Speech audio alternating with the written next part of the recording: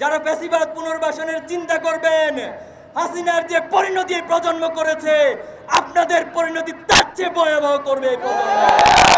শাপলা চত্বরের গণহত্যার বিচার অবশ্যই করতে হবে। শাপলা চত্বরের এই গণহত্যার বিচারের পাশাপাশি পিলখানা হত্যাকাণ্ড, আল্লামা সাঈদীকে কেন্দ্র করে, রায়কে কেন্দ্র করে যে গণহত্যা সহ জুলাই আন্দোলনে যতজন শহীদ হয়েছেন, প্রত্যেকটি গণহত্যার সুষ্ঠু বিচার অবশ্যই করতে হবে। একটি পাতানো নির্বাচনের মধ্য দিয়ে আওয়ামী লীগ সরকার ক্ষমতায় এসে এদেশে ফ্যাসিবাদ কায়েমের জন্য চূড়ান্ত নীল নকশা করেছিল। তারা 2006 সালের 28 অক্টোবরের লগি বৈঠার গণহত্যা সারা বিশ্ব দেখেছে কিভাবে মানবতার উপর মানুষ পিটিয়ে সেই লাশের উপর নৃত্য করেছিল। সেই ফ্যাসিবাদকে চূড়ান্ত রূপ দেওয়ার জন্য তারা ক্ষমতায় এসে 2009 সালে পিলখানা হত্যাকাণ্ডের মাধ্যমে এদেশের দেশপ্রেমিক 57 জন সেনা অফিসারকে হত্যা করেছিল। এদেশের কোরআনের পাখি আল্লামা সাঈদী, বাংলাদেশের তৌহিদি জনতার কোরআন প্রেমিকের হৃদয়ের নয়নের মণি আল্লামা সাঈদীর বিরুদ্ধে যে ফাঁসির রায় দেওয়া হয়েছিল, সেই রায়কে কেন্দ্র করে 2013 সালের ফেব্রুয়ারি মাসে কয়েকদিনের ব্যবধানে সারা দেশে নারী পুরুষ সহ প্রায় 150 জনের বেশি হত্যা করে শেখ হাসিনা গণহত্যা চালিয়েছিল। সেই গণহত্যার ধারাবাহিকতায় 5ই মে এই শাপলা চত্বরে রাতের আধারে বাংলাদেশের প্রথিতযশা আলেম ওলামা, মাদ্রাসা শিক্ষার্থী, তৌহিদি জনতা, সাধারণ মানুষের উপরে সেই গণহত্যা চালিয়েছিল। আপনাদের নিঃসন্দেহে মনে আছে 2013 সালের 19 ফেব্রুয়ারি এদেশের ইসলাম বিরোধী যে আইন করা হয়েছিল, এদেশের তৌহিদি জনতার ইসলাম প্রিয় মানুষের বিরুদ্ধে গিয়ে কিছু ব্লগার এবং লেখক তারা আল্লাহ এবং রাসূল সাল্লাল্লাহু আলাইহি ওয়াসাল্লামের প্রতি কটূক্তি করেছিল। সেই কটূক্তির প্রতিবাদ এবং ইসলাম বিদ্বেষী সকল কর্মকাণ্ড বন্ধ করার দাবি সহ হেফাজতে ইসলামের পক্ষ থেকে 13টি দাবি উত্থাপন করা হয়েছিল। এই 13টি দাবির পর হেফাজতে ইসলাম 1 মাস সে সময়ের সরকারকে আলটিমেটাম দিয়েছিল। কিন্তু দুঃখজনক হলেও সত্য, সরকার হেফাজতে ইসলামের সেই 13টি দফাকে উপেক্ষা করে ইসলাম বিদ্বেষী একটি চক্রকে দিয়ে শাহবাগে গণজাগরণ মঞ্চের নামে ইসলাম বিদ্বেষী প্রপাগান্ডা এবং কর্মকাণ্ড চালিয়ে যাওয়ার এক মহা উৎসব করেছিল। হেফাজতে ইসলাম সেই 13 দফা দাবি মেনে নেওয়ার জন্য 5ই মে 2013 সালে ঢাকা অবরোধ কর্মসূচি দিয়েছিল। সেই ঢাকা অবরোধ কর্মসূচিতে সকাল থেকেই ঢাকার প্রবেশ মুখে মাদ্রাসা শিক্ষার্থী, আলেম ওলামা সহ সর্বস্তরের জনগণ রাজপথে নেমে এসেছিল। কিন্তু শান্তিপূর্ণ সেই অবস্থান কর্মসূচিতে দিনব্যাপী আইন শৃঙ্খলা বাহিনীর সাথে আওয়ামী লীগ, যুবলীগ, ছাত্রলীগের সন্ত্রাসীরা অস্ত্রসহ তৌহিদি জনতার উপর হামলা চালিয়েছিল।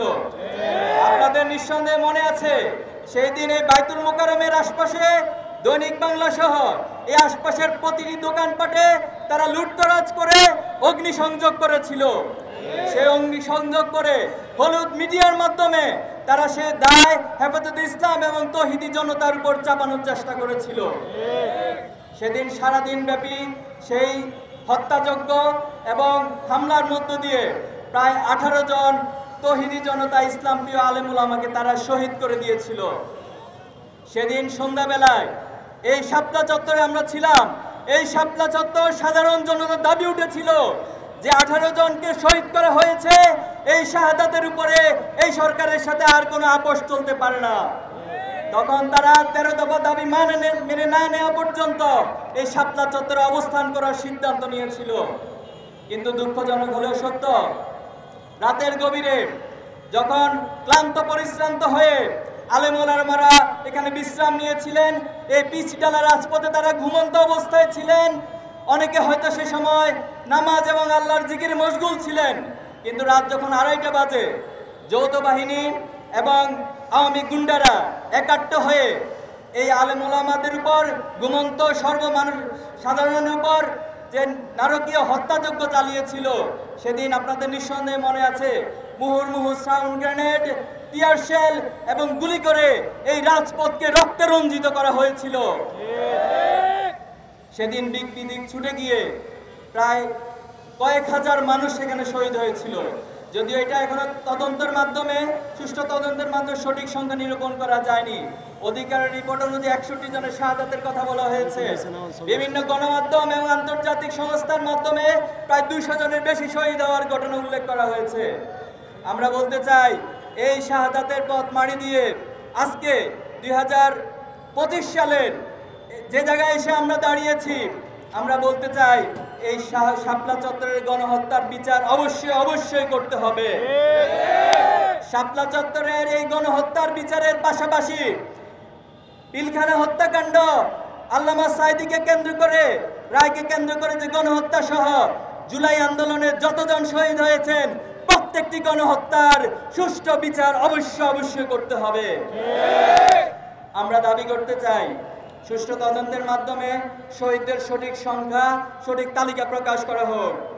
আমরা আরো দাবি জানাতে চাই, শাপলা চত্বরের এই ঘটনাকে কেন্দ্র করে রাষ্ট্রীয়ভাবে শাপলা গণহত্যা দিবস ঘোষণা করা হোক।